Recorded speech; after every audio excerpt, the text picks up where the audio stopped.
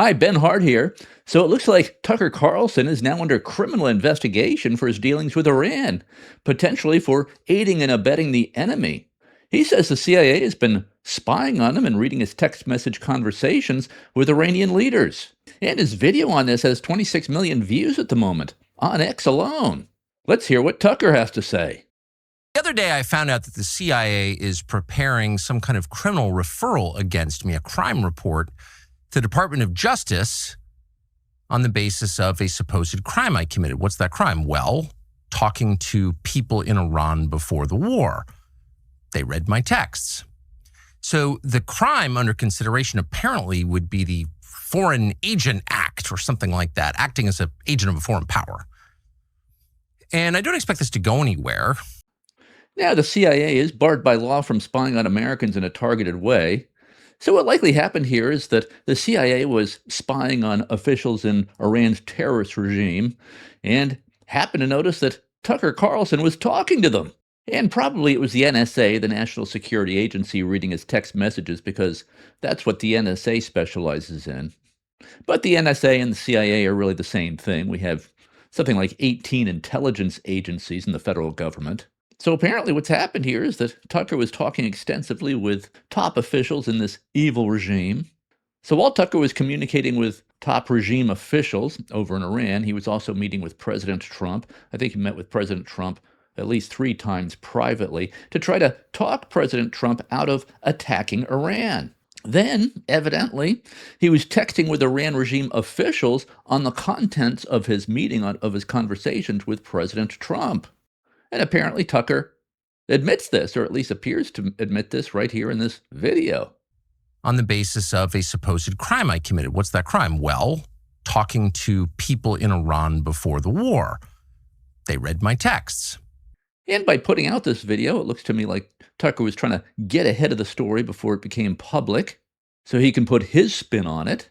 And Tucker's spin on this is that the Trump administration was illegally spying on him and is trying to quash free speech in America. That's Tucker's spin. Now, I used to know Tucker Carlson. I met him in the early 1990s when he was in his 20s, and I was living in the Washington, D.C. area. I was heavily involved in politics. I'd been a speechwriter for President Reagan's 1984 re-election campaign, also for President George H.W. Bush's 1988 presidential campaign. And I was running a political advertising agency. Tucker's about 10 years younger than I am, so I don't know him very well. But I was a big fan of Tucker. He's done a lot of great work over the decades, especially when he was with Fox News. Did great work on the January 6th hoax and all the lies that the government was telling during the COVID pandemic. Did a lot of other great work as well. He was awesome when he was with Fox News. And I think a lot of senior citizens, in my age group, remember Tucker Carlson fondly from his days at Fox News because that's what most senior citizens watch. Senior citizens in my age generation are generally still watching cable news. They're not really online that much. So people my age tend to have fond recollections of all the great work that Tucker Carlson did when he was on Fox News. But he's changed a lot since then. And the question is why? In fact, here's what Tucker Carlson used to say about Iran's terrorist regime. I do think, I'm sure I'm the lone voice in saying this, I think Iran deserves to be annihilated. I think they're lunatics. I think they're evil. But then over the past year or so, Tucker did this sudden 180-degree flip-flop and became a propagandist for Iran's terrorist regime. In fact, in his newsletter of January this year, Tucker incredibly argued that it would be no problem if Iran got a nuclear weapon, said that would be a good thing. Here's what Tucker writes. Quote, could the Iranians obtaining the bomb wind up being a good thing? Whether anyone in the foreign policy establishment admits it, North Korea's nuclearization has undeniably stabilized the Korean peninsula. End quote. That was Tucker Carlson. So he thinks that Iran getting a nuclear bomb would be good, and he thinks that North Korea having gotten a nuclear bomb is good. I don't even know any Democrats who agree with this. Other than Tucker, I've never heard any American argue that it was good that North Korea got nuclear weapons. And it would be good if this terrorist regime, if Iran got nuclear weapons. Not even a looniest Democrat argues this. And Tucker was writing this even while the Iran regime was machine gunning down 35,000 unarmed Iranian protesters, pro-freedom protesters, many of them women and children, probably mostly women, shooting them in the face. So let's cover the New York Post right now. Take a look at it. Ainsley, you have it holding it up. And essentially, it's butchers. Iran's despots fight for control by publicly executing teenage protesters, including a 19-year-old wrestler named Salah Mohammadi, who and two others. They were tortured, and then they were killed. They were hung. Look how young those three guys are. One of them is the wrestler, the famous wrestler. And we ask, why did they pick him? You know, there were thousands and thousands of people out on the street that were protesting. And the reason is he's a public figure. He's an athlete. He's very well known. And he's a 19-year-old rising star. He was tortured into confessing to the capital crime of waging war against God. They were executed yesterday on Thursday. I think this is a signal of intimidation from Tehran that if you go against our regime, this is what could happen to you. They've killed we've heard between 7 and 40,000 of their people in cold blood. Now, one of the big reasons that Tucker might be in serious legal trouble is that Iran has been officially designated by the U.S. State Department starting in 1984 as a terrorist regime, as an enemy of the United States. Iran has been chanting death to America for the last 47 years. Here's Iran's parliament chanting death to America.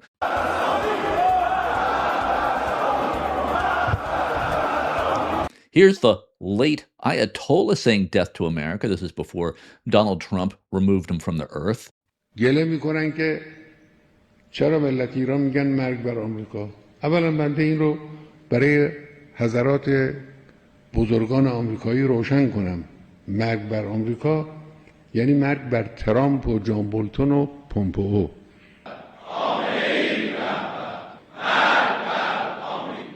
This has been going on for 47 years, and Iran has been singularly focused on developing or acquiring nuclear weapons for use on the United States of America, has explicitly said it wants to annihilate the United States. Iran is the number one sponsor of terrorism worldwide. Iran sponsors the major terrorist organizations in the Middle East and Africa, including Hamas, Hezbollah, the Houthis, and many others. The Iran-backed Hezbollah terrorist organization killed 241 American Marines, sailors, and soldiers in Marine barracks in Lebanon in 1983.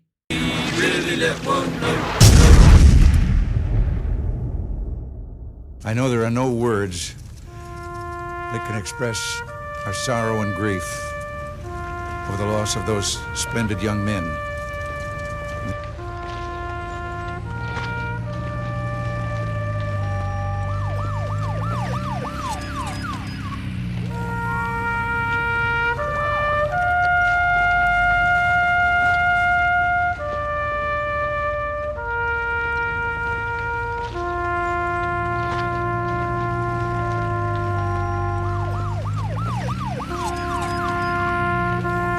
Likewise, there are no words to properly express our outrage, and I think the outrage of all Americans.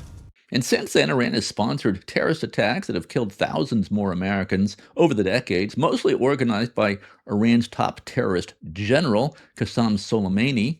And you might remember President Trump killed General Soleimani during his first term in January of 2020 with this drone strike.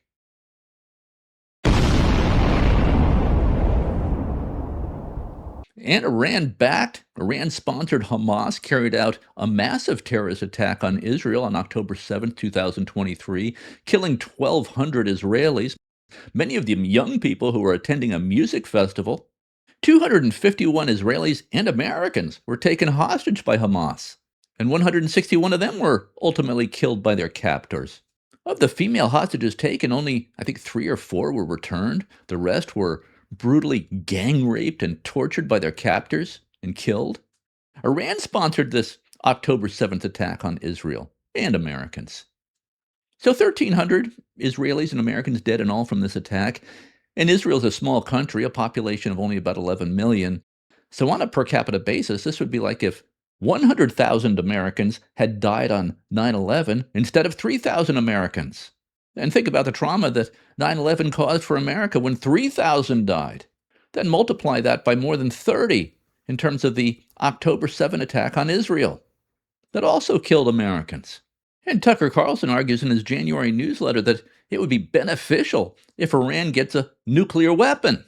And now we learn from Tucker himself that he's been text messaging with Iran's leadership, apparently coordinating with Iran to spread Iran's propaganda in the United States. And as part of this propaganda offensive on behalf of Iran, in July of 2025, Tucker interviewed the president of Iran for his podcast. And in this interview, he engaged in zero criticism of Iran, pretty much just listened passively to Iran's president. Do you believe the Israeli government tried to assassinate you?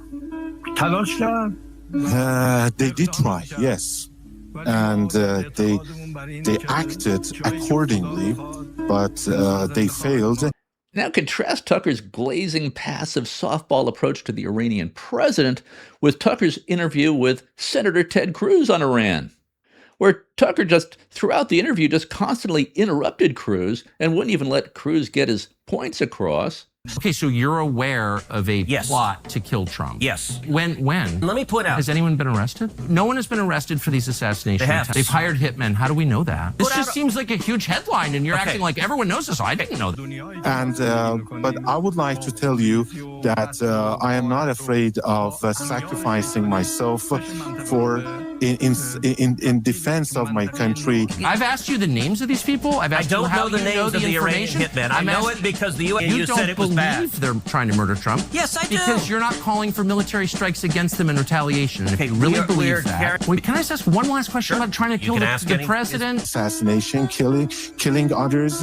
Will it bring peace and tranquility and stability to the region? How many people live in Iran, by the way? I don't know the population. At all? No, I don't know the population. You don't know the population of the country you seek to topple? How many people live in Iran? 92 million. Okay. Yeah. How could you not know that? I don't sit around memorizing population tables. Well, it's kind of relevant because you're calling for the overthrow of the government. Why is it relevant whether it's 90 million or 80 million or 100 million? Why is that relevant? Because if you don't know anything about the country... I didn't say I don't know anything about what's the ethnic mix of Iran? They are Persians and predominantly Shia. Okay, it's not even... You don't know anything about Iran. So Senator Cruz didn't know the population of Iran off the top of his head. So I guess Tucker's logic here is that if I don't know off the top of my head the exact number of passengers that a Boeing 727 can hold, I shouldn't board the plane? Is that what he's saying? That was the quality of Tucker's questioning of Senator Cruz. Should Senator Cruz know the Iran leader's birthday? So I've asked you, where's the evidence this is true? Where's the evidence? Think it's a fact? Yes. What is the fact exactly? Testimony. Do we know the names of the people or where this happened? They say that. I've never seen any evidence of it. How do you know that that's true? Of course, it was not the U.S. that was behind my the attempt on my life. It was Israel. I was in a meeting. We were discussing the ways to move forward. So they're hitmen, but not the bad kind, the efficient kind? No, what are you saying? But thanks to the intelligence by the spies that they had, they tried to bombard the area that we were holding that meeting. Because they're trying to keep track. They're trying to develop... Be a little less snarky. I know, you're right. That is a problem that I have. I'm sorry. We're not afraid of martyrdom. We are not afraid of sacrificing our lives for our people, for our independence. He did ask Iran's president about the Death to America chant, and Iran's president dismissed that as just a figure of speech.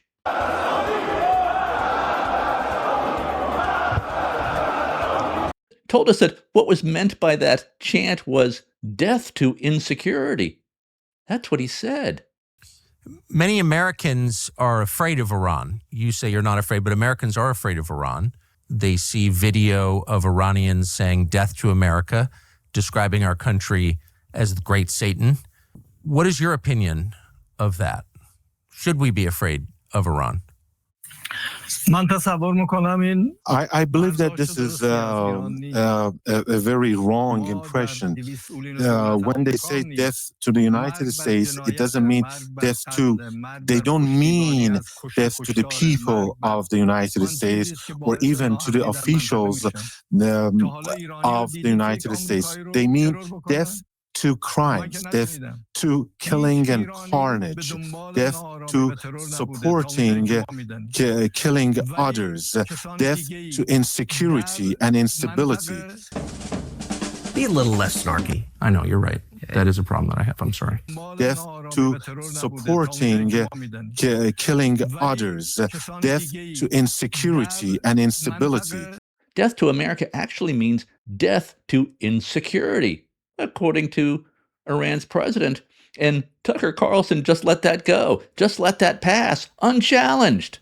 There was no mention by Tucker during this entire podcast, no question by Tucker about the thousands of Americans that Iran or its proxies have killed over the years. Have you ever heard that an Iranian killing an American? Have you ever heard that?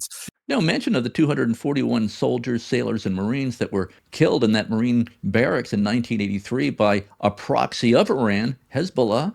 No mention of this event in 2016 when Barack Obama was president, of Iran's Revolutionary Guard seizing a U.S. Navy boat and taking these American sailors hostage.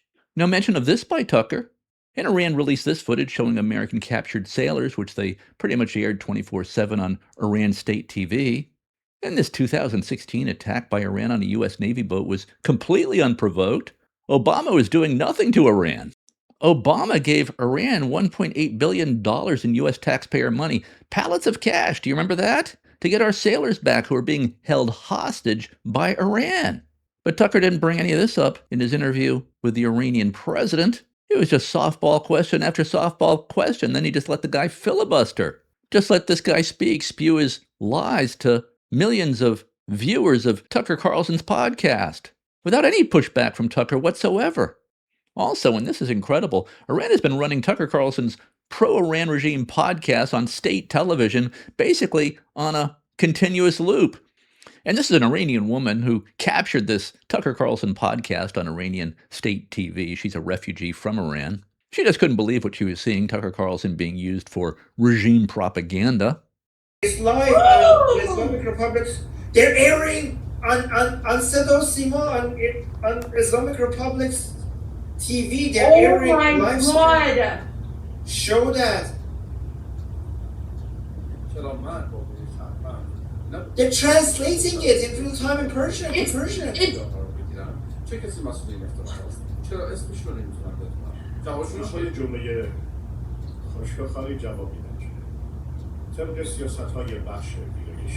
Guys, so when I tell you that Tucker Carlson is Islamic regime propaganda, look at this. The Islamic Republic is now taking, right? They're taking. They're literally taking his garbage interviews and they're translating it because this is propaganda.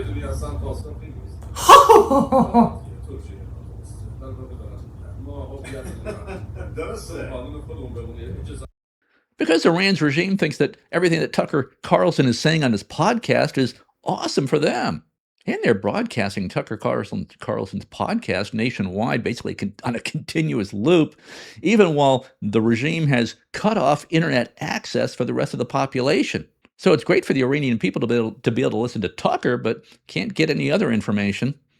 And they're doing this while gunning down 35,000 unarmed pro-freedom protesters in Iran.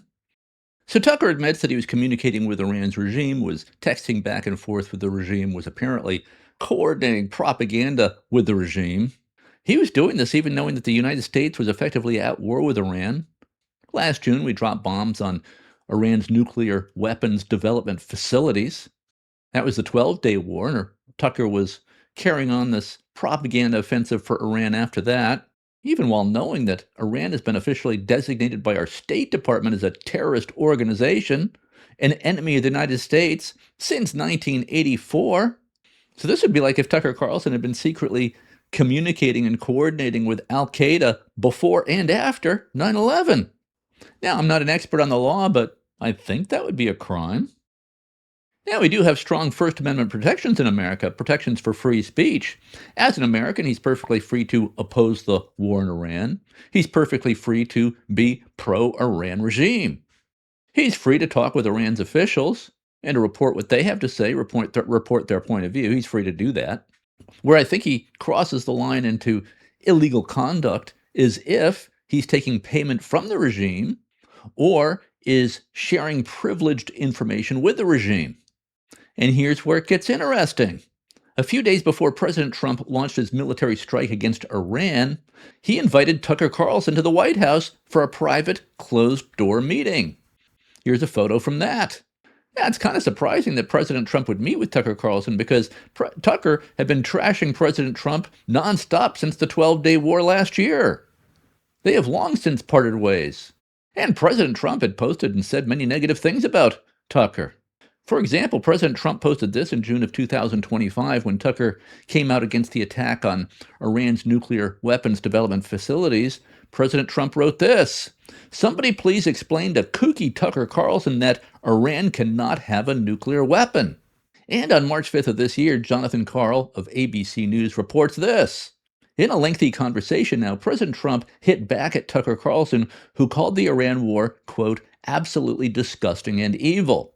So Tucker doesn't just oppose the war, he calls it absolutely disgusting and evil. And then Jonathan Karl quotes Trump as saying, Tucker has lost his way. I knew that a long time ago. He's not MAGA. MAGA is saving our country. MAGA is making our country great again. MAGA is America first, and Tucker is none of those things. And Tucker is really not smart enough to understand that, end quote. That's what ABC News' Jonathan Karl reports that President Trump told him. And President Trump was well aware that Tucker Carlson had become a blatant propagandist for the Iran regime and for Islamic terrorism. So there wasn't much reason for President Trump to invite Tucker to the White House a few days before he launched his strike against Iran, unless Trump knew all about Tucker's ongoing communications with Iran and knew that Tucker would relay the contents of any conversation that President Trump would have with Tucker. So President Trump was meeting with Tucker a few days before the attack to deliver a false message to Iran's leaders that the United States was not planning an attack on Iran. Or so it seems.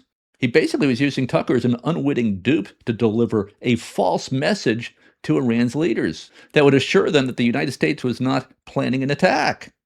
And so that Iran's leaders would be less guarded, would be less careful, thus making it easier for Israel's planes to kill the Ayatollah Khomeini and at least 47 of Iran's top leaders, which happened on February 28th. So if that's what President Trump did, use Tucker Carlson as a spreader of false information, of false assurance to Iran's leaders, well, that would be one of the most brilliant counter-espionage moves in the history of modern warfare. That would be President Trump really playing 4D chess. So if that's true, if Tucker Carlson was sharing privileged conversations that he was having with the President of the United States, not for the purpose of reporting, but for the purpose of undermining the U.S. military effort, if that was his goal, Tucker Carlson is staring down the real possibility of spending years behind bars, perhaps even spending the rest of his life in federal prison. Now, let's be clear.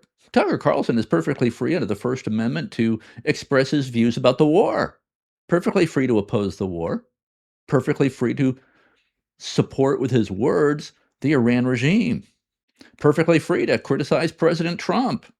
What he's not free to do is act as a lobbyist on behalf of a foreign government, even if it's an ally of the United States like the UK or France, unless he registers as a foreign agent. He has to register as a foreign agent. If he didn't do that, he is in violation of the law. Even if he were doing this on behalf of France and the United Kingdom.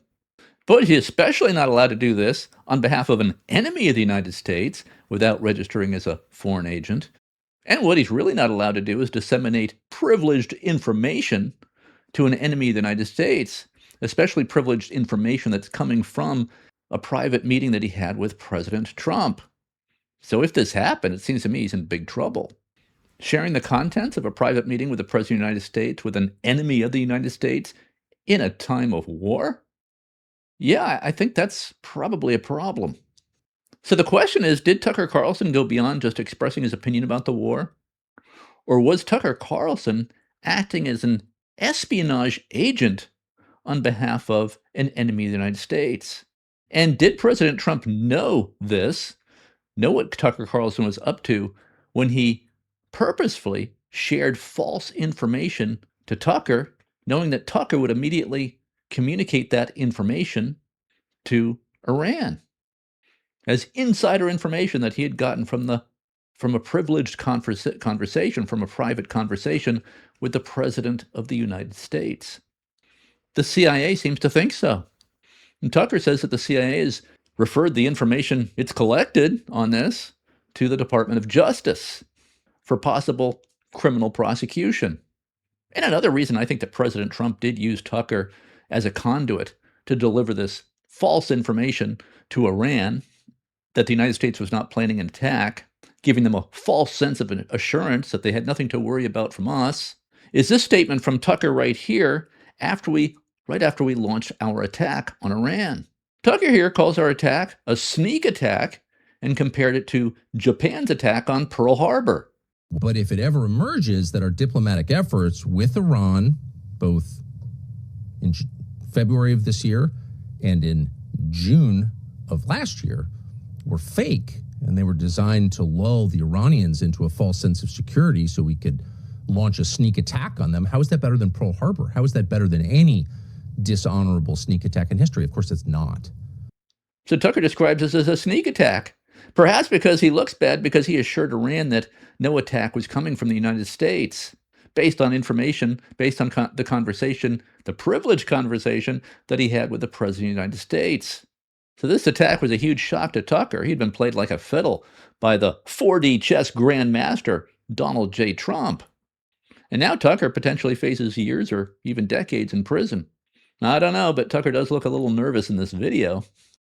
The other day, I found out that the CIA is preparing some kind of criminal referral against me, a crime report, to the Department of Justice on the basis of a supposed crime I committed. What's that crime? Well, talking to people in Iran before the war. They read my texts.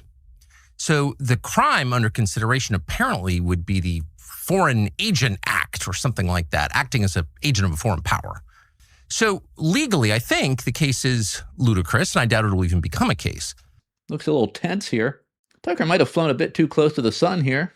For some time now, pretty much everybody's noticed that Tucker's done this sudden 180-degree flip on just about all of Tucker's previous views concerning Iran, the Middle East, Israel, and so on. Seems to have changed his mind about everything.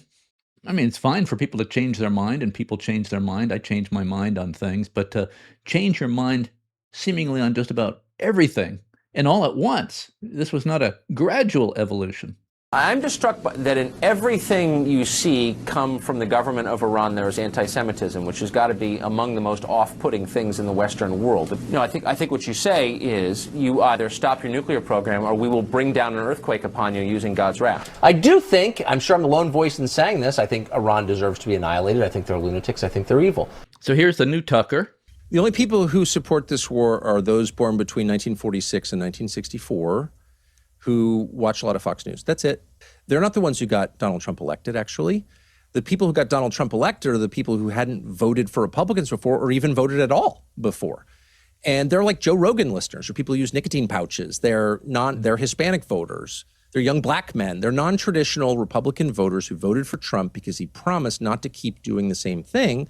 And one of the things he promised not to do again was to hand operational authority over to Benjamin Netanyahu, as other presidents have. We don't want any more of that. Why would we? You know, sometimes you look at the polling data and there are numbers that just jump off the screen at you. And this is one of those. Because just take a look here. MAGA GOP view of Trump. Approve 100%. 100%. If you are a member of MAGA in the GOP, you approve of Donald John Trump. 0% say that they disapprove. You don't have to be a mathematical genius to know you can't go higher than 100%. Raised some eyebrows this week when you said that Hamas is more like a political organization than a terror group. I didn't say that. Hamas is a group of jihadis. They're Islamic extremists, which they also claim. constantly, which I don't know if that's true, by the way. It seems more like a political organization. Tucker used to say nice things about Douglas Murray, who is a pro-Israel commentator and a very smart guy, a British guy.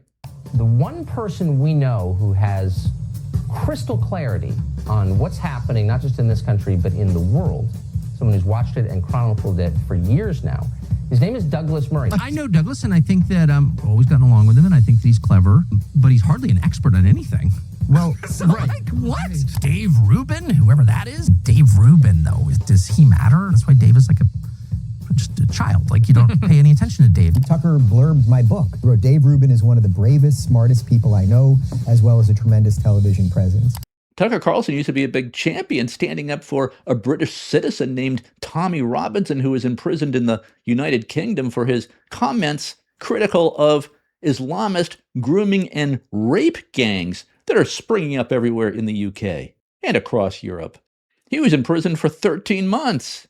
Here's what Tucker was saying about Tommy Robinson in 2018. The United Kingdom has become a mere shadow of the nation that gave us freedom of speech, freedom of the press, a host of other rights that we take for granted but probably should not take for granted.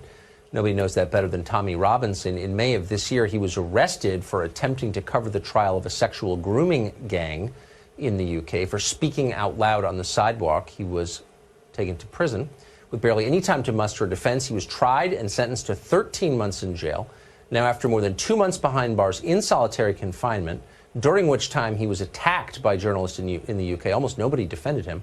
But tonight he has been released on bail after winning an appeal. Tommy Robinson joins us now for his first and only interview. Tommy Robinson, thank you very much for agreeing to talk to us. I know that you've spent the last 2.5 months by yourself in a cell, so you're probably feeling a little bit bewildered to be out. Tell us what it was like for you behind bars.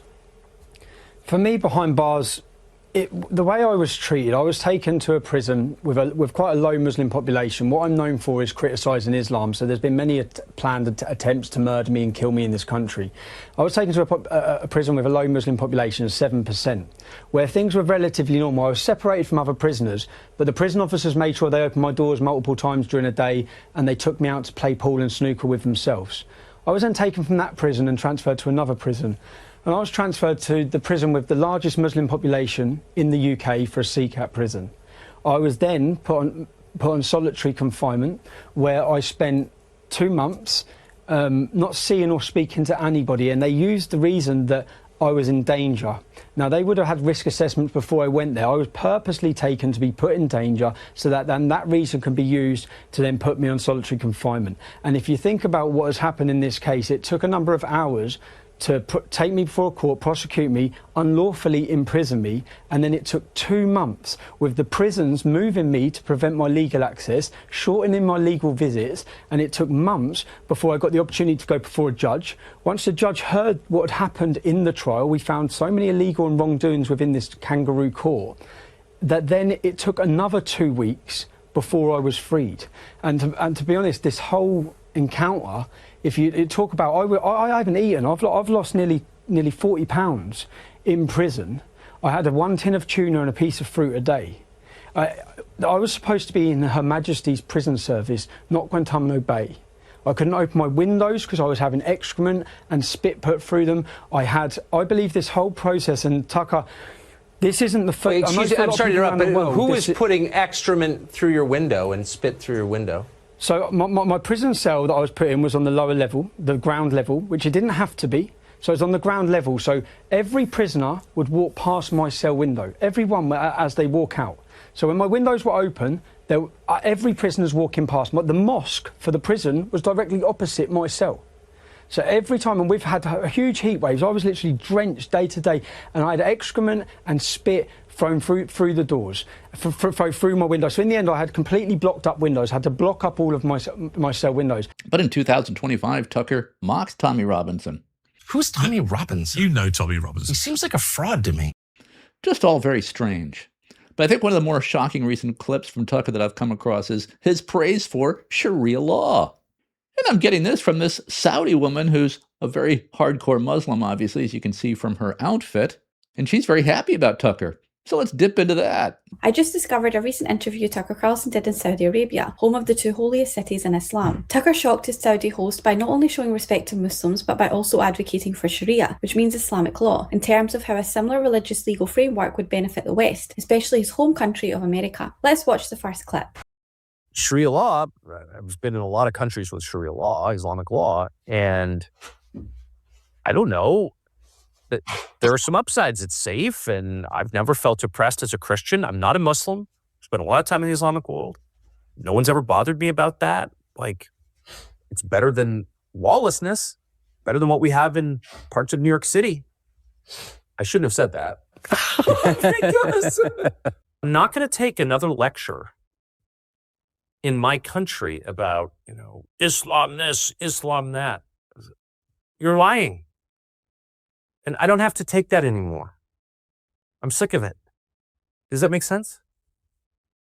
واضح جدا جدا I have respect for reverence. I respect people who respect, whether they respect others or nature or above all God. I respect that. We need to have respect. And I feel that here and in other countries like this. And I want more of that in my country. What I'm opposed to is arrogance and chaos. I'm opposed to those in the home. I'm opposed to those in the family. And I'm opposed to those between nations. They are bad. They are from Satan. They're evil. So any system that promotes arrogance and chaos, I oppose. And I don't care what you call it. And anyone who imposes peace or makes peace possible and order and dignity and respect, I'm for. So that's Tucker now. He thinks Sharia law is awesome. Under Sharia law, women are considered to be less than human. Here's what the late Ayatollah Khomeini said about women before Donald Trump removed him from the planet. And translated, he's saying, quote, women are animals created by Allah to be used by men. Women are no different from cows, sheep, horses, or mules. Allah created women with a human appearance so that they would not frighten men, end quote. That's how women are seen under Sharia law. In Iran, under Sharia law, women who show their hair are imprisoned and tortured, often raped by the guards. Women who are accused of adultery can be stoned to death, Old Testament style. No proof is needed, just an accusation is all that's needed to earn a stoning to death if you're a woman in Iran. Oh, and a woman who is sentenced to death is raped by the guards so that she'll no longer be pure, so that she cannot enter heaven. And if a woman is raped and wants to bring the charge of rape against her rapist, she has to produce 4 witnesses. And if she makes such a charge and can't produce 4 witnesses, maybe can only produce 3 witnesses, she's charged with making a false charge. And she can be put to death for that. And if you have the stomach for it, you should check out this documentary, The Stoning of Soraya M. Here's a scene from that. You can see Soraya here being buried in the dirt, up to her waist or chest. She's then pelted by stones by the entire village. She was accused of adultery by her husband, but the charge was fabricated. Her real charge was that she did not want her husband to take a second wife. So she was stoned to death. Obviously, this is completely incompatible with Western civilization. And we're letting millions of these people in here who believe this, who subscribe to Sharia law, which Tucker Carlson thinks is awesome. So that's the new Tucker Carlson. He's now a defender of Sharia law. It's better than lawlessness, better than what we have in parts of New York City. I shouldn't have said that. Now, I think it's fine to not know what you think of Israel, not be pro-Israel, not against Israel, maybe skeptical of Israel, nothing wrong with that. But Tucker goes almost comically overboard with his attacks on Israel. I mean, he just goes over the top. For example, Tucker tells us here that Israel is waging a war on beauty. One thing I noticed, I can't contain myself and have to express it, but when you say that the Israelis are destroying Beirut, which is, having been to a lot of places in the world, one of the prettiest places on the globe. Beirut is just is a marvel. It's beautiful. It reminds me, and it's being destroyed by Israel, which is one of the single ugliest countries in the world. Nothing of beauty has been built there since 1948. Sorry, I've been everywhere in that country, and it's true. that the nature of this emerging empire is destructive, and it always seems like beautiful things wind up being destroyed. Europe, right? Beirut, parts of Syria, the holy sites. Parts of Iran are apparently beautiful, totally blown up. This does seem like a war on beauty. Israel is waging a war on beauty. So this is just very strange. And here Tucker responds to President Trump's requirement of unconditional surrender by Iran. Unconditional surrender means foreign troops get to rape your wife and daughter if they want. And everyone knows that. And that has been, if there's one consistent lesson of history, it means unconditional surrender means foreign troops get to rape your wife and daughter. Everyone can feel that. That's like the most atavistic instinct there is. And so to avoid that, people will do anything. And so that's why it requires that level of force to get a population subdued to the point of unconditional surrender. That's why. So Tucker says this means that President Trump is giving the green light to America's troops to rape Iran's women, which obviously is just absurd and sick. Of course, America's soldiers have never done that. We required unconditional surrender of Japan and Germany during World War II, and our troops did not go in and rape all the women, didn't think that they had a green light to rape all the women. The Russians did do that, but Americans did not do that, never have. So that's just a slander of the United States by Tucker Carlson. We don't give a green light to our troops to rape women. So more anti-America propaganda from Tucker Carlson. Now, so the question is, why has Tucker gone in this direction? A lot of people believe that Tucker Carlson has become a paid propagandist for the Islamic world. And one reason is Tucker took $15 million from an Iranian-American billionaire named Omeed Malik to help him launch his podcast. He took this money in October of 2023, or around that time. He now owns property in Qatar. And I just want to say what you already know, which is I've never taken anything from your country and don't plan to. I am, however, tomorrow buying a place in Qatar, both because I am pay a high check in Doha, yeah, and I'm doing that because I like the city. I think it's beautiful. And now all Tucker does is peddle Islamist propaganda. Says preposterous things like this. But if the deeper question is, where do Christians feel more comfortable, in Qatar or Israel? I mean, it's sort of hard to know what people actually think. So maybe the best way to measure that is by where they live. So there are twice as many Christians living in Qatar as there are in Israel. Twice as many, at least twice as many.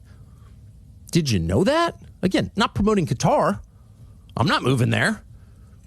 But there are twice as many Christians living there. So if it's like an ISIS state where people are beheaded for proclaiming the name of Jesus, why are there twice as many in Qatar as there are in Israel? And why are there so many Christian churches in Qatar? All, or at least most, on land granted to them by the government. Again, not promoting Qatar, just saying, if you're telling me that this is a country whose values are so far from mine that even to go there is a crime of some kind, you're lying. Or we have very different values, extremely different values. What Tucker neglected to mention here is that there are 0 Christian citizens in Qatar. The Christians who are living in Qatar are almost all migrant workers. They're effectively slave labor. They live in hellish conditions. Tucker says here that there are many Christian churches in Qatar. Well, there are exactly 6 Christian churches in Qatar. They're in a single government compound, surrounded by walls. Christians, to attend one of these churches in this government compound, have to show an ID at a government checkpoint. And Muslims in Qatar are not permitted to check out these churches to hear what's going on there, hear what's being said, might convert to Christianity. And any Christian who is outside that government compound where the 6 churches are allowed, well, they're not allowed to display any Christian symbols such as a cross, can't carry a Bible. If you do that, you face 7 years in prison. And meanwhile, Israel has hundreds of churches, has about 180,000 Christians living in Israel, and they're full citizens, and they can vote in elections, hold public office. Christians are free to carry Bibles and talk about their faith, basically just like here in America. So Tucker says it's great to be a Christian in Qatar, but horrible to be a Christian in Israel. And Tucker's been all over the Middle East delivering speeches. Tucker claims he's not being paid by any government in the Middle East, but of course there are a lot of ways to get paid. In January 2026, he delivered a speech in Riyadh, Saudi Arabia, alongside Hillary Clinton. I assume he didn't do that for free. I assume he got paid six figures for that. In February this year, he appeared on Saudi Arabian state-owned TV, where he doubled down on trashing President Trump. Here he is in December of 2025. He's speaking in Qatar, or Qatar. This country is being denounced as a terror state, terror financing, very high volume, lots of attacks, including from politicians, sitting U.S. senators, Ted Cruz, for example. I have been criticized as being a tool of Qatar. And I just want to say what you already know, which is I've never taken anything from your country and don't plan to. I am, however, tomorrow buying a place in Qatar. Carlson's trip drew heavy backlash as critics emphasized Qatar's close links to Hamas and Islamist movements. Qatar has hosted Hamas's political office since 2012 and funneled hundreds of millions of dollars into Gaza. Thank you, Sheikh Mohammed, for doing this. Have you been reading the coverage on American social media of this? Well, actually, I've been going through some of them this morning, and I saw like a lot of contradicting messages. Pretty intense, I'd say. This country is being denounced as a terror state, terror financing, very high volume, lots of attacks, including from politicians, sitting U.S. senators, Ted Cruz, for example.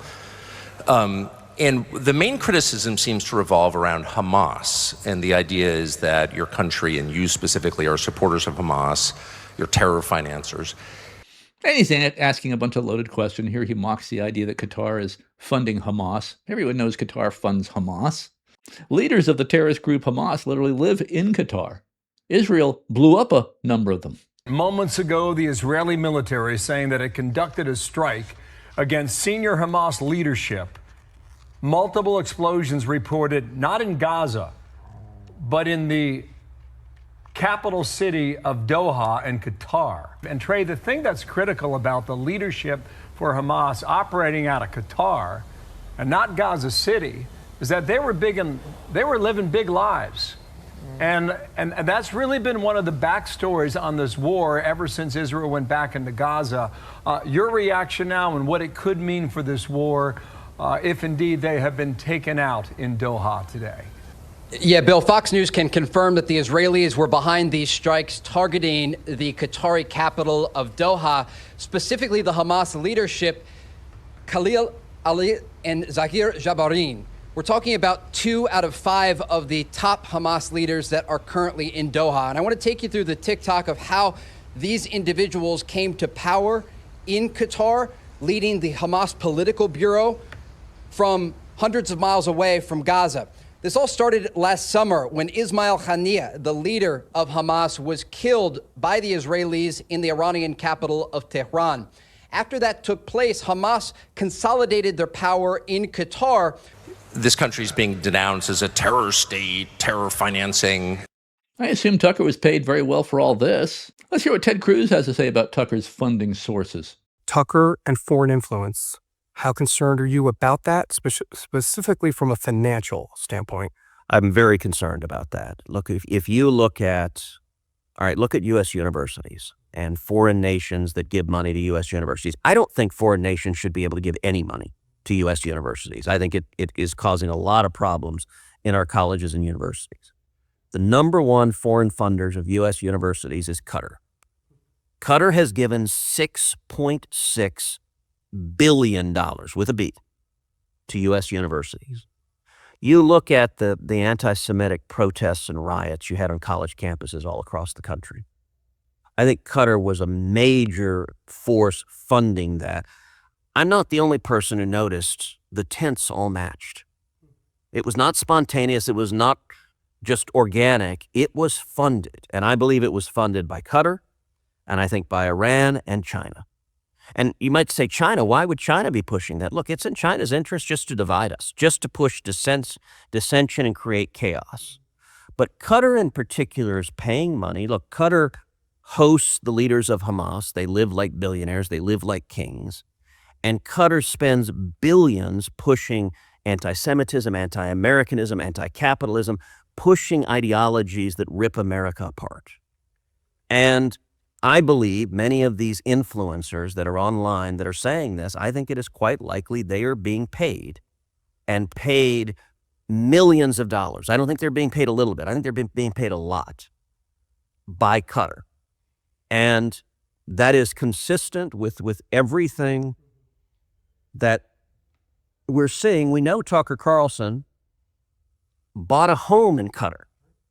And to be clear, it's not just that every podcast he has, he's attacking Israel, he's attacking Jews. Jews are the source of everything wrong. Every problem we have in America came from the Jews, according to him.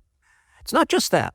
Look, anti-Semitism is a gateway to anti-capitalism and anti-Americanism. And so Tucker is also, he interviewed the president of Iran.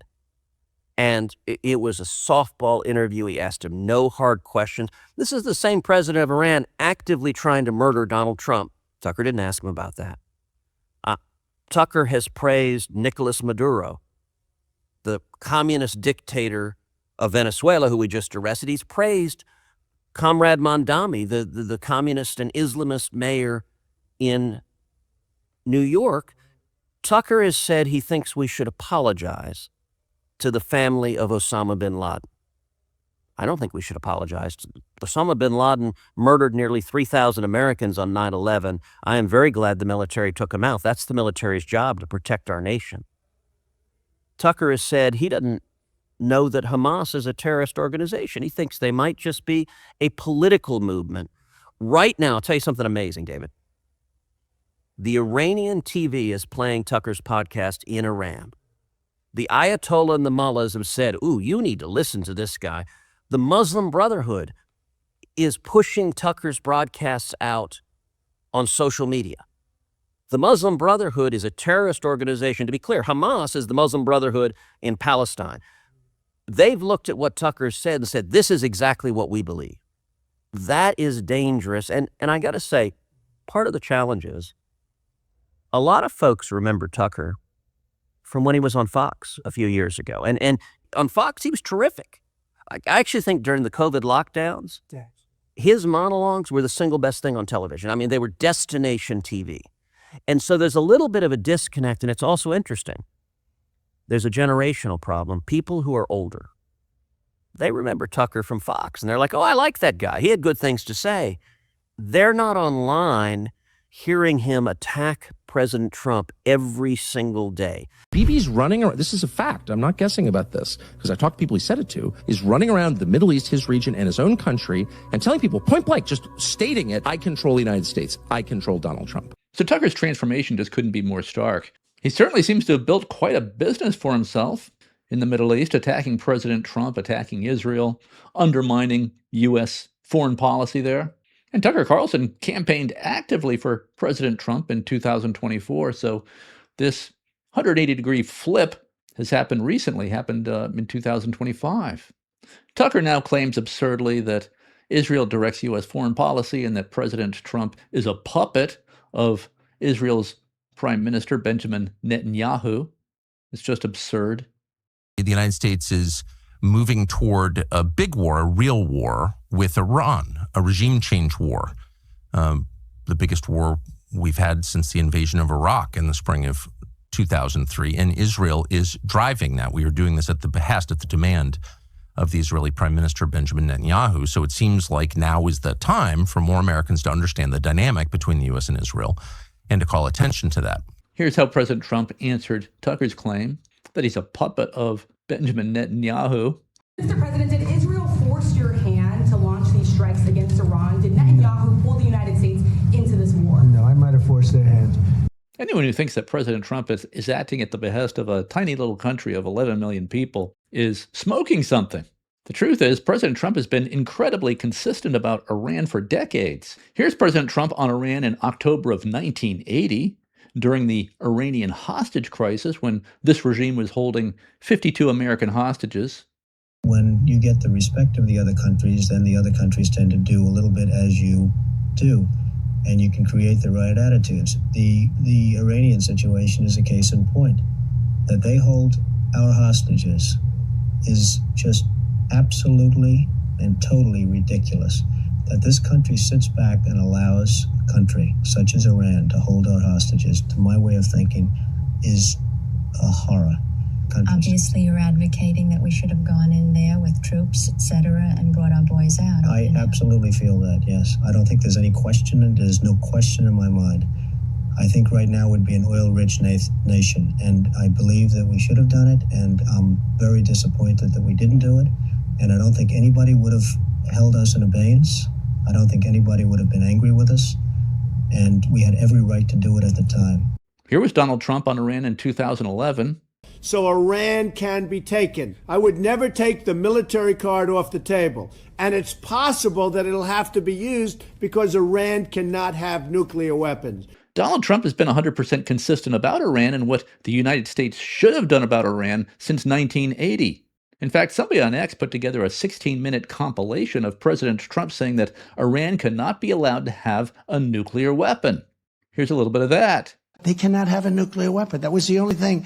The one thing I said, you cannot have. I just didn't want Iran to have a nuclear weapon. I said, we're going to make a great deal. Everybody's going to be happy. You're going to be rich as hell again. Everything's going to be great. But you cannot have a nuclear weapon. Iran cannot have a nuclear weapon. Very simple. The main thing is Iran can't have a nuclear weapon. That was my main thing. The deal was a simple deal. It cannot have that nuclear capability. And here's what President Trump's special envoy to the Middle East, Steve Witkoff, Steve Witkoff was the one negotiating with Iran to try to get Iran to abandon its nuclear weapons program.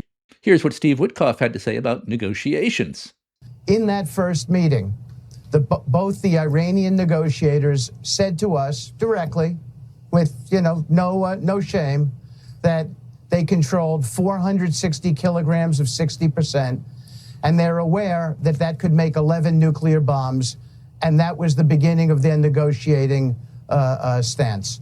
So they were proud of it. They were proud that they had evaded all sorts of oversight protocols to get to a place where they could deliver 11 nuclear bombs. So Iran was openly boasting that it was on the brink of getting nuclear weapons.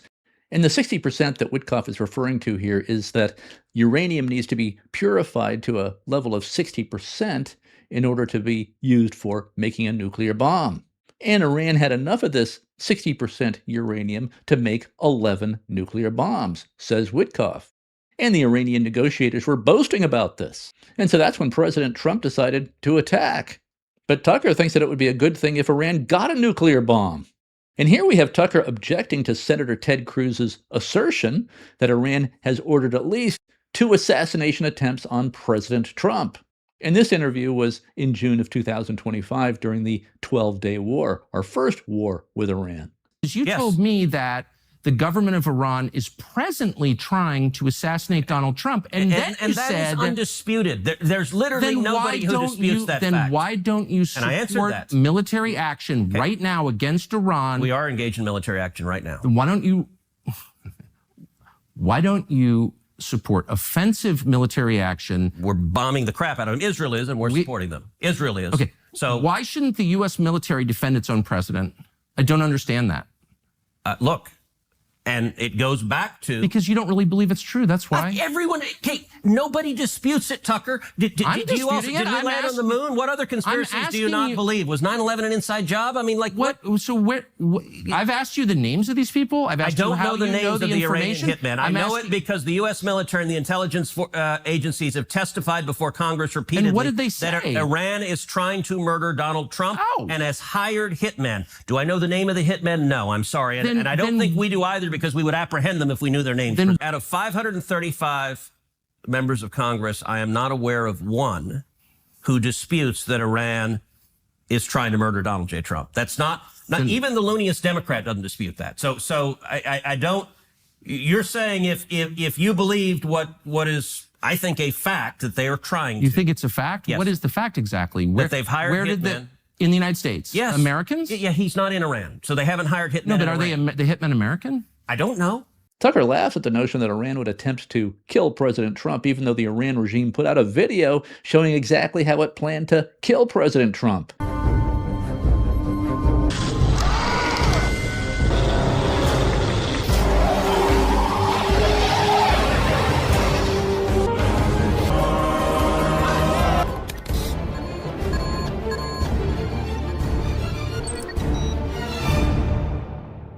And now we have this hitman from Pakistan who was found guilty of plotting to kill President Trump, and he was hired and sponsored by Iran. And Tucker is just engaged in some of the most absurd propaganda against Israel, just flat-out lies that could easily be debunked. For example, Tucker claimed that Israeli intelligence operatives were arrested by Qatar for plotting to bomb Qatar. In Qatar and Saudi Arabia, authorities arrested Mossad agents planning on committing bombings in those countries. Now, that's weird. That doesn't make any sense. Why would the Israelis be committing bombings in two Gulf countries, which are also being attacked by Iran? Aren't they on the same side? No. Israel wants to hurt Iran and Qatar and UAE and Saudi and Bahrain and Oman and Kuwait. And notice how he states this with such confidence, states it as fact. Instead, Iran Revolutionary Guard members, operatives, were arrested and had been planning to bomb Qatar. Qatari authorities say that they've arrested 2 cells affiliated with the Iranian Revolutionary Guards in the country. So they're saying that's according to the state news agency. I mean, look at that. You can't make this up. Tucker Carlson is now being debunked by Qatar themselves. But Tucker has not corrected this false smearing of Israel. And here's some more strange propaganda from Tucker. Tucker traveled to Israel to interview President Trump's ambassador to Israel, Mike Huckabee, who used to be the governor of Arkansas. And Tucker says that they conducted this interview at the airport because he says he did not feel safe traveling outside the airport, did not feel safe traveling around Israel. And Tucker claimed falsely that the Prime Minister of Israel, Benjamin Netanyahu, had described Tucker as a Nazi and an anti-Semite. Benjamin Netanyahu's done no such thing. But here's Tucker describing all of this. And so we accepted, and then began the usual negotiations about when and where the interview would take place. And we were constrained because we weren't expecting this. We wanted to do it quickly, but we had tons of travel. So we threw them a date, them being the American embassy. We can do it on this date. And they were very accommodating. And then the question became, well, where do we do it? And maybe a Christian holy site. We said, we've got to get in and out really quick, got to be back to do a bunch of other interviews, but we've got this time frame. They said, well, why don't you do it at the U.S. Embassy? Or maybe we said that. Great, U.S. Embassy. So the U.S. Embassy is about an hour, 55 minutes from the big airport in Israel, Ben Gurion. So we said, okay, what about security? Now, at this time, the Israeli government, the prime minister included, were attacking me in this show.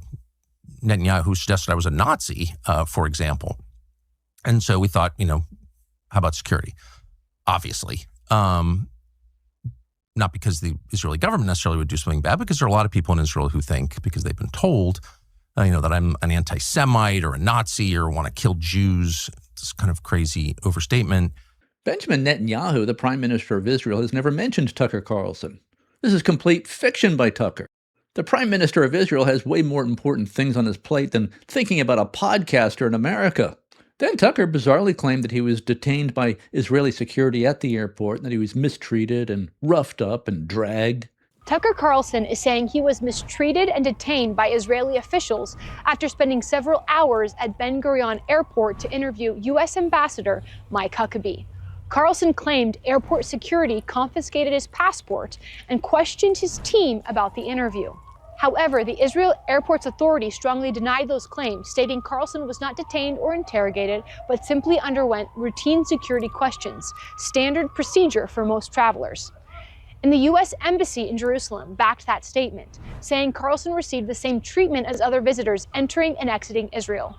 Carlson chose not to leave the airport during his brief visit and conducted the interview on airport grounds before departing the country. So then Israeli airport security released this footage to demonstrate that they had not mistreated their American guest.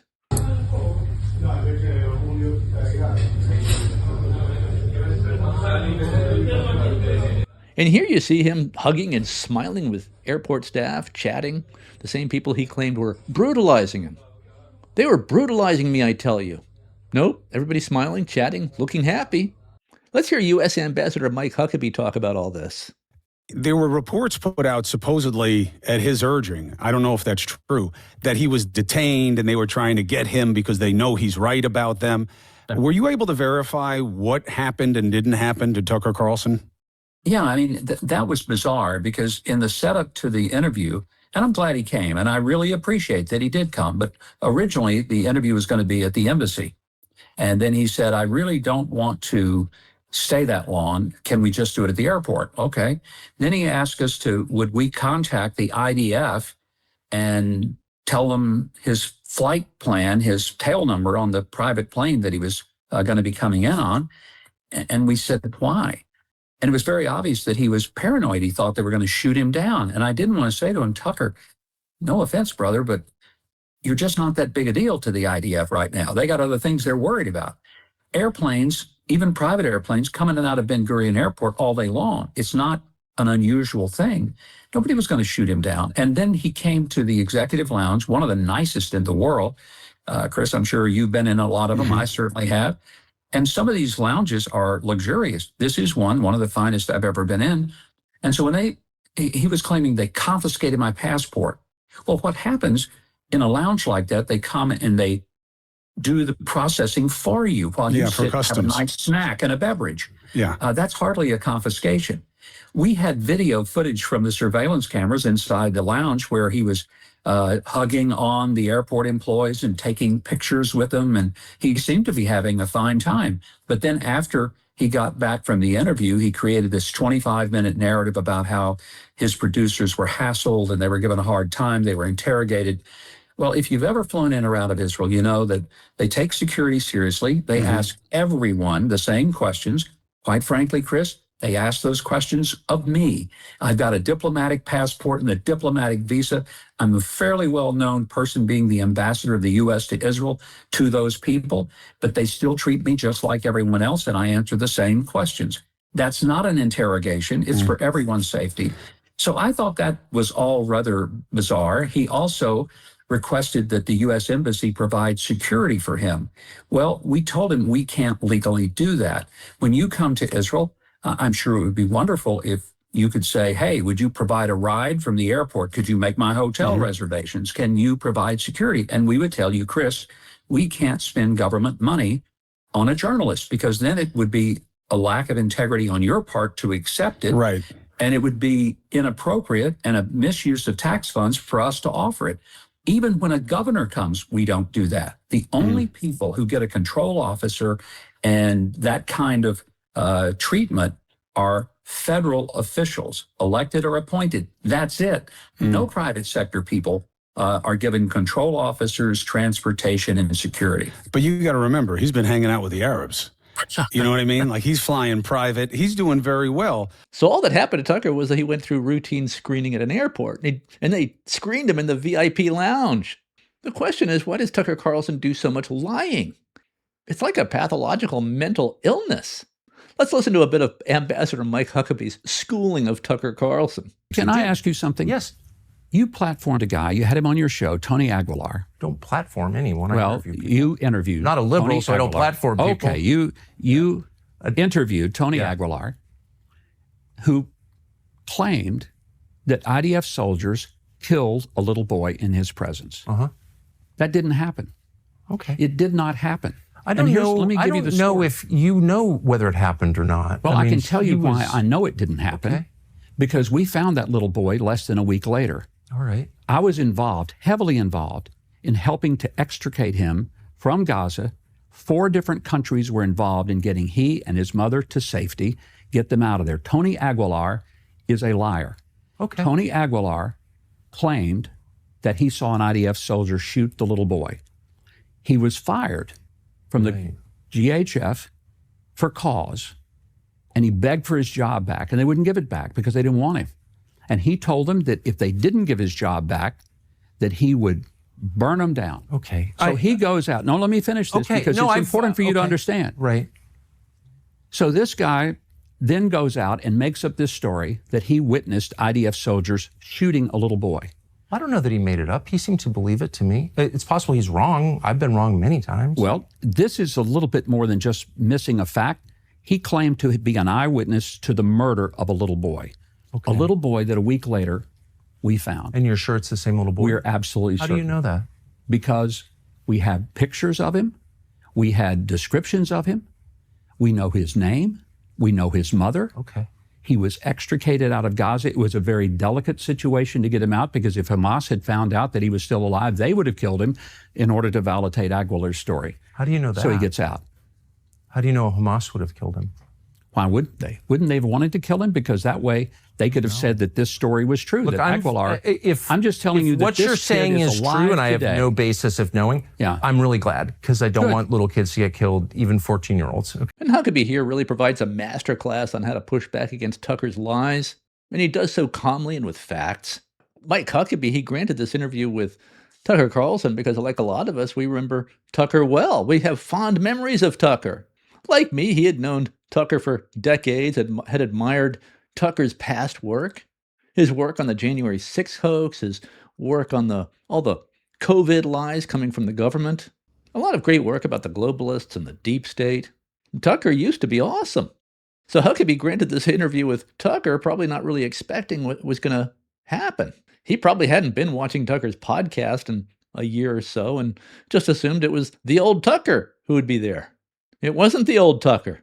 It was the new Tucker. And the new Tucker was completely hostile to Mike Huckabee, and they used to be friends. And what's interesting is just how hostile Tucker was to Ted Cruz and Mike Huckabee, in contrast to his glazing softball interview with the president of Iran. But there's more. There's his glazing softball interview with the neo-Nazi Nick Fuentes, who not only praises Hitler, but says he's a fan of Joseph Stalin, the Soviet dictator from the 1930s and 40s who killed 40 million of his own people. So it was like mid-December, late December. It's actually funny. It was December 18th. I remember it because that's an important date to me. And it's Joseph Stalin's birthday. Oh. I'm a fan. You're a fan of Stalin's? Mm-hmm. Always an admirer. But we don't need to go into that, I guess.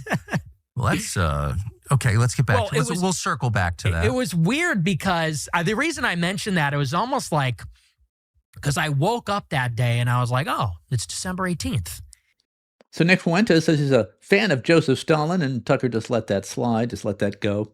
Tucker did this long interview, I think it was 2 hours long, with Fuentes, and just basically groveled at the feet of Fuentes. Didn't ask him any tough questions. But Tucker treated Mike Huckabee and Ted Cruz very differently.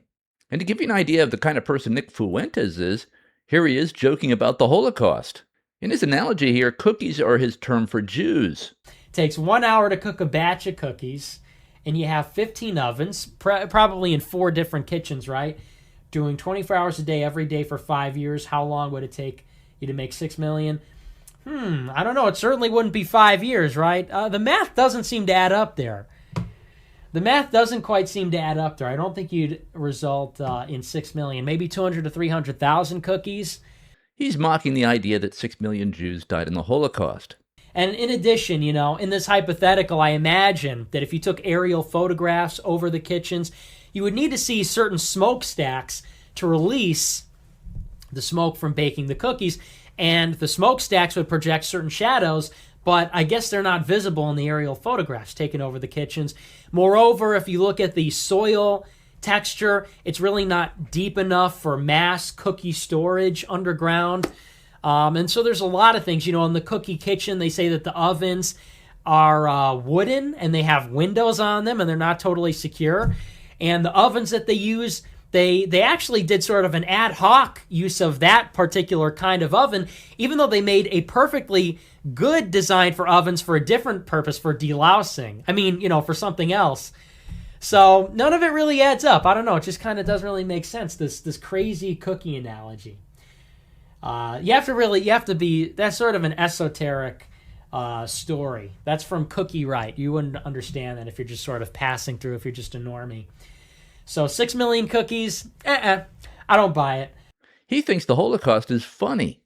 Fuentes says he hates President Trump and hopes Democrats get back into power. Good, they can have him. Even Bill Maher has noticed the incredible transformation of Tucker Carlson, calling him America's oldest groyper. Groyper is Nick Fuentes' term for his fans and followers. This guy, this asshole, gave an interview with Tucker Carlson, Tucker Carlson used to be the guy in the bow tie. Tucker Carlson was like the old school kind of country club Republican, and then he became, I don't know what, he's like the world's oldest groyper, because He started having on Holocaust deniers. He started to be I'm just asking questions guy. Questions like, who do you think was the good guys in World War II? You know, really stupid questions, but he's just asking questions. So now we had on this guy, this Fuentes guy, and never challenged him. And Tucker had an actual Nazi on his show, a fellow by the name of Daryl Cooper, who says he resents Churchill for defeating the Nazis, and he called Churchill, Winston Churchill, a terrorist. The reason I resent Churchill so much for it is that he kept this war going when he had no way to go back and fight this war. All he had were bombers. He was literally, by 1940, sending bomber fleets to go firebomb the Black Forest, just to burn down sections of the Black Forest, just rank terrorism. And Tucker introduced this character on his show as, quote, the best and most popular historian in the United States, end quote. And here's Tucker saying that Hitler never said his goal was to exterminate the Jews. You know, I'm very opposed to Hitler, okay? Just saying. I don't think Hitler ever said anything like that. I'm serious. I mean, he killed a ton of people, including a ton of Jews, of course. But I don't think, was Hitler ever on the record saying we need to exterminate every single member of a specific bloodline? Maybe. I haven't read it. That was practically all Hitler ever talked about. Tucker should take an hour and read Hitler's Mein Kampf. The whole central premise of Mein Kampf is he wants to eradicate the Jews. In his speech to the Reichstag in 1939, January 30th, Hitler spoke favorably about the annihilation of the Jewish race in Europe. In a 1922 interview, long before he took power, Hitler told journalist Joseph Hell that his, quote, first and foremost task would be the annihilation of the Jews, and he detailed his plans for building gallows until Munich was cleansed. And it's just quote after quote of Hitler saying he wanted to annihilate the Jews, wanted to exterminate the Jewish race. These are the kinds of people who Tucker Carlson has allied himself with, the likes of Nick Fuentes and Daryl Cooper. Tucker now has people on from the radical left. He has this Francesca Albanese on, a UN official who has been sanctioned by the Trump administration, and she openly despises America.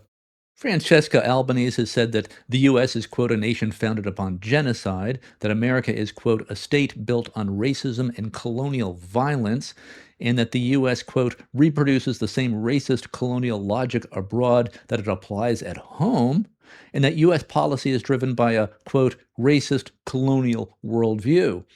And very similar to the Fuentes interview and the Daryl Cooper interview, he didn't ask her any tough questions. He just kind of nodded along in agreement. Nothing like the tough grilling he gave to Senator Ted Cruz and Mike Huckabee. Let's hear Mike Huckabee explain his impression of Tucker Carlson and that interview he did with Tucker and what Tucker has become in the last year or so. Mr. Ambassador, let me talk to you a little bit about what's making news here from your conversation with Tucker Carlson. First, just from 500 feet.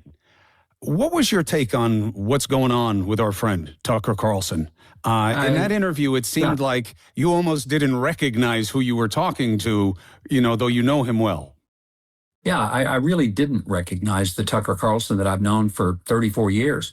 I first knew him in 1993. He was working for the Arkansas Democrat newspaper. Mm-hmm. Then I knew him and worked with him at Fox News for 6.5 years in New York.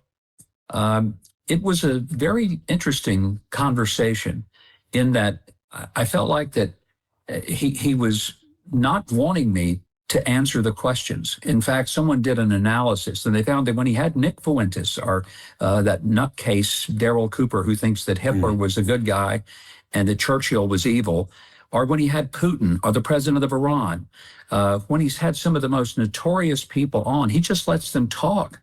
And in fact, the analysis was that they would have about 65% of the time and he would have 35%. When it was interview with me, it was just the opposite. I had about 35% of the time and he had 65%. He interrupted me several hundred times in the course of the 2.5 hours.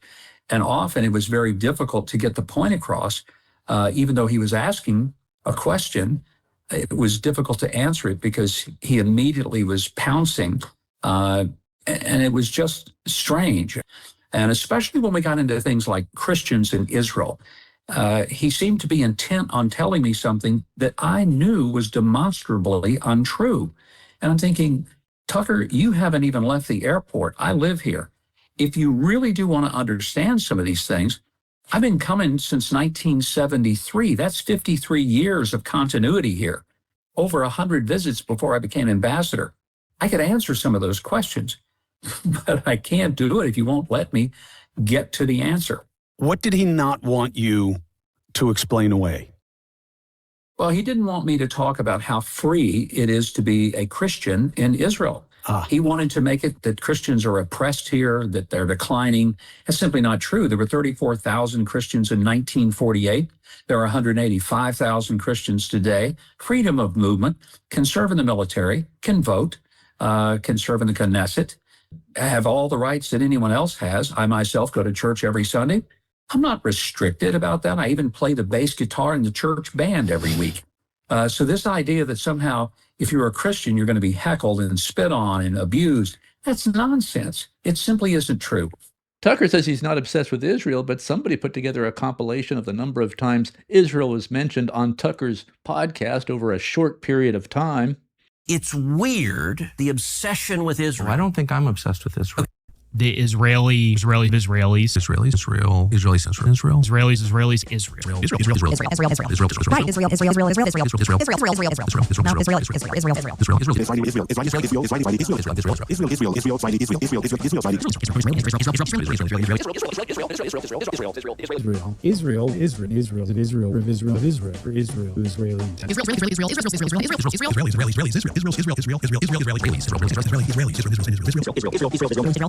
Israel, Israel. I'm talking about Israel. Israel.